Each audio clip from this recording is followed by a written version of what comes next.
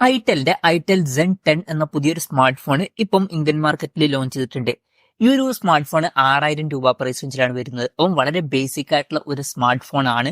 അപ്പം ഈ ഒരു വീഡിയോയിൽ നമ്മൾ നോക്കാൻ പോകുന്നത് ഐടെൽ Zen 10 എന്നുള്ള സ്മാർട്ട് ഫോണിന്റെ ഒരു സ്പെസിഫിക്കേഷൻ അനാലിസിസ് ആണ്. അപ്പം നമ്മൾ ആദ്യം ഡിസ്പ്ലേഡ് ആയിട്ട് നോക്കുകയാണെന്നുണ്ടെങ്കിൽ 6.56 HD+ ഡിസ്പ്ലേ ആണ് ഇതിൽ വരുന്നത്. ഫുൾ HD റെസൊല്യൂഷൻ വരുന്നില്ല, HD റെസൊല്യൂഷനേ വരുന്നുള്ളൂ. 6000 രൂപ പ്രൈസ് റേഞ്ചിൽ അത് കൂടുതൽ നമുക്ക് എക്സ്പെക്ട് ചെയ്യാനും പറ്റില്ല. LCD പാനലാണ് ഇതിൽ കൊടുത്തിരിക്കുന്നത്. പിന്നെ വാട്ടർ ഡ്രോപ്പ് നോച്ച് ഡിസൈനുള്ള നോച്ച് ഇതിൽ കൊടുത്തിട്ടുള്ളൂ. പഞ്ചോൾ ഡിസൈൻ വരുന്നില്ല. പക്ഷേ ഈ ഒരു പ്രൈസ് റേഞ്ചിൽ ഇതേ നമുക്ക് എക്സ്പെക്ട് ചെയ്യാൻ പറ്റുള്ളൂ. കൂടിയ റിഫ്രഷ് റേറ്റ് സപ്പോർട്ട് ചെയ്യുന്നില്ല, 60 ഹെർട്സിന്റെ റിഫ്രഷ് റേറ്റേ വരുന്നുള്ളൂ. ഈ ഒരു പ്രൈസ് റേഞ്ചിൽ അതും ഓക്കെയാണ്. പിന്നെ ഡൈനാമിക് ബാർ എന്നുള്ള ഫീച്ചർ ഇതിൽ വരുന്നുണ്ട്. അതായത് നോട്ടിഫിക്കേഷനൊക്കെ iPhone 15 സീരീസിലേതെയും അതുപോലെ തന്നെ 16 സീരീസിലൊക്കെ പോലെ ആയിരിക്കും വരിക. അപ്പോൾ ഇൻട്രസ്റ്റിംഗ് ആയിട്ടുള്ള സോഫ്റ്റ്വെയർ ഫീച്ചർ ആണ്. അപ്പോൾ ഡിസ്പ്ലേ ഫീച്ചേഴ്സ് മൊത്തത്തിൽ നോക്കുമ്പോൾ വളരെ ബേസിക് ആയിട്ടുള്ള ഡിസ്പ്ലേ ഫീച്ചേഴ്സുമായിട്ടായിരിക്കും ഈ ഒരു സ്മാർട്ട് ഫോൺ വരിക. ഈ ഒരു പ്രൈസ് റേഞ്ചിൽ അത് ഓക്കെയുമാണ്. അപ്പം ഈ ഒരു പ്രൈസ് റേഞ്ചിനനുസരിച്ചിട്ടുള്ള ഡിസ്പ്ലേ ഫീച്ചേഴ്സ് ഇതിൽ വരുന്നുണ്ട് എന്ന് പറയാം, അത്രേ ഉള്ളൂ. പിന്നെ ഈ ഒരു പ്രൈസ് റേഞ്ചിൽ ഈ ഫോണിൽ side mounted finger print sensor എടുത്തിട്ടുണ്ട്. എന്തായാലും ഫിംഗർ പ്രിന്റ് സെൻസർ അവർ ഒഴിവാക്കിയിട്ടില്ല, അത് നല്ലൊരു കാര്യമാണ് ഈ ഒരു പ്രൈസ് റേഞ്ചിൽ. പിന്നെ ഫോണിന്റെ വെയിറ്റ് വരുന്നത് ഏകദേശം 186 ഗ്രാമാണ്. തിക്നെസ് വരുന്നത് 9 mm ആണ്.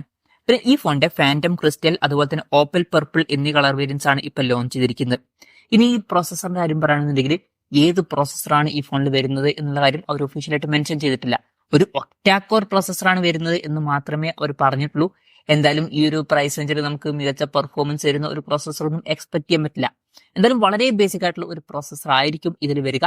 ബേസിക് ആയിട്ടുള്ള കാര്യങ്ങളൊക്കെ നടന്നു പോവേണ്ടതാണ് എന്നേ ഉള്ളൂ, അത്രേ ഉള്ളൂ. അല്ലാതെ മികച്ചൊരു പെർഫോമൻസോ അല്ലെങ്കിൽ ഗെയിമിങ്ങോ ഇതിൽ നമുക്ക് എക്സ്പെക്ട് ചെയ്യാനും പറ്റില്ല. ഈ ഒരു പ്രൈസ് റേഞ്ചിൽ അതൊക്കെ ഓക്കെയാണ്. പിന്നെ 5G സപ്പോർട്ട് ഒന്നുമില്ല, മാക്സിമം 4G സപ്പോർട്ടാണ് വരുന്നത്. ഈ ഒരു പ്രൈസ് റേഞ്ചിൽ ഇപ്പത്തിൽ നമുക്ക് 5G സപ്പോർട്ട് എക്സ്പെക്ട് ചെയ്യാനും പറ്റില്ല. പിന്നെ ബേസ് വേരിയന്റിൽ 3GB റാമും 64GB ഇന്റർണലുമാണ് വരുന്നത്. 4GB റാമും 64GB ഇന്റർണലുമായിട്ട് വരുന്ന ഒരു വെർഷനും വരുന്നുണ്ട്. LPDDR4X റാമും eMMC സ്റ്റോറേജ് ടൈപ്പാണ് ഇതിൽ വരുന്നത്. മെമ്മറി എക്സ്പാൻഡ് ചെയ്യണമെന്നുണ്ടെങ്കിൽ മെമ്മറി കാർഡ് സ്ലോട്ട് വരുന്നുണ്ട്. വെർച്വൽ റാം എന്നുള്ള ഫീച്ചർ ഇതിൽ കൊടുത്തിട്ടുണ്ട്. അതായത് എക്സ്ട്രാ റാം വേണ്ട സമയത്ത് ഇന്റർണൽ മെമ്മറിയിൽ നിന്ന് കുറച്ച് മെമ്മറി എടുത്തിട്ട് അത് റാമായിട്ട് യൂസ് ചെയ്യുന്നതായിരിക്കും. അങ്ങനെ 5GB റാം വരെ എക്സ്ട്രാ നമുക്ക് ലഭിക്കുന്നതായിരിക്കും. പിന്നെ സിംഗിൾ സ്പീക്കറെ ഇതിൽ വരുന്നുള്ളൂ. ഈ ഒരു പ്രൈസ് വെച്ചാൽ നമുക്ക് ഇപ്പോഴത്തെ സ്റ്റീരിയോ സ്പീക്കേഴ്സ് എക്സ്പെക്ട് ചെയ്യാൻ പറ്റില്ല. അപ്പം അതും ഓക്കെയാണ്. 3.5 mm മോഡി ജാക്ക് ഈ ഫോണിൽ കൊടുത്തിട്ടുണ്ട്. ആൻഡ്രോയിഡ് 14 Go എഡിഷൻ സോഫ്റ്റ്വെയർ ആണ് ഇതിൽ വരുന്നത്. Go എഡിഷൻ എന്ന് പറഞ്ഞാൽ പ്രോസസർ അത്ര പവർഫുൾ അല്ല എന്നുണ്ടെങ്കിലോ അല്ലെങ്കിൽ റാം കുറവാണെന്നുണ്ടെങ്കിലൊക്കെ ഹാങ് വരാനൊക്കെ വരാൻ ചാൻസ് ഉണ്ട്.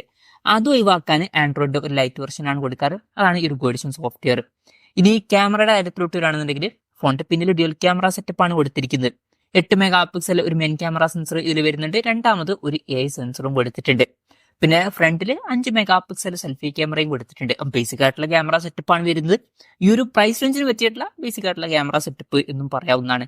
ബാറ്ററിയുടെ കാര്യത്തിൽ 5000 mAh ബാറ്ററിയാണ് വരുന്നത്. ഫാസ്റ്റ് ചാർജ് സപ്പോർട്ട് വരുന്നില്ല, 10 വാട്ടിന്റെ ചാർജിങ് സ്പീഡേ വരുന്നുള്ളൂ. പക്ഷേ ഈ ഒരു പ്രൈസ് റേഞ്ചിൽ അത് ഓക്കെയാണ്. പിന്നെ Type-C ചാർജിംഗ് പോർട്ടും ഇതിൽ കൊടുത്തിട്ടുണ്ട്.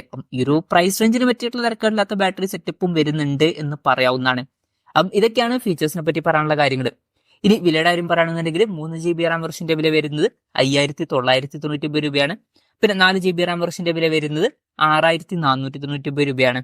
പിന്നെ ആമസോൺ വഴി മേടിക്കുമ്പോൾ ഇനീഷ്യലി നമുക്ക് 500 രൂപയുടെ ഓഫും കാര്യങ്ങളൊക്കെ ലഭിക്കുന്നതായിരിക്കും. എന്തായാലും ഓവറോൾ നോക്കുകയാണെന്നുണ്ടെങ്കിൽ വളരെ ബേസിക് ആയിട്ടുള്ള ഫീച്ചേഴ്സുമായിട്ട് വരുന്ന ഒരു സ്മാർട്ട് ഫോൺ ആണ്. അതുപോലെ തന്നെ വിലയും വളരെ ബേസിക് ആയിട്ടുള്ള ഒരു വിലയാണ്. അപ്പം വളരെ കുറഞ്ഞ പ്രൈസ് റേഞ്ചിൽ ഒരു സ്മാർട്ട് ഫോൺ വേണമെന്നുണ്ടെങ്കിൽ കൺസിഡർ ചെയ്യാൻ പറ്റിയിട്ടുള്ള ഒരു ഫോൺ എന്നേ ഉള്ളൂ. ഇപ്പോൾ കുറച്ച് പ്രായമൊക്കെ ആയിട്ടുള്ള അതുപോലെ തന്നെ സ്മാർട്ട് ഫോൺ ഒന്നും യൂസ് ചെയ്യാൻ കഴിയാത്ത ഒരാൾക്കൊക്കെ നിങ്ങൾ ഒരു പുതിയൊരു ഫോൺ മേടിച്ചു കൊടുക്കുകയാണെന്നുണ്ടെങ്കിൽ കൺസിഡർ ചെയ്യാൻ പറ്റിയിട്ടുള്ള ഒരു ഓപ്ഷൻ എന്നേ ഉള്ളൂ. ബേസിക് ആയിട്ടുള്ള കാര്യങ്ങളൊക്കെ നടന്നു പോവേണ്ടതാണ്. അല്ലാതെ പെർഫോമൻസ് ഓറിയന്റഡ് ആയിട്ടുള്ള ഒരു സ്മാർട്ട് ഫോണോ അല്ലെങ്കിൽ മികച്ച ക്യാമറയോ അല്ലെങ്കിൽ ഡിസ്പ്ലേ ഒന്നും തന്നെ ഇതിൽ വരുന്നില്ല. ബേസിക് ആയിട്ടുള്ള ഒരു സ്മാർട്ട് ഫോൺ എന്ന് പറയാം. അപ്പം ആദ്യമായിട്ടൊക്കെ ഒരു ഫോൺ എടുക്കുന്ന ഒരാൾക്ക് ഈ ഒരു സ്മാർട്ട് ഫോൺ കൺസിഡർ ചെയ്യാം എന്നേ ഉള്ളൂ.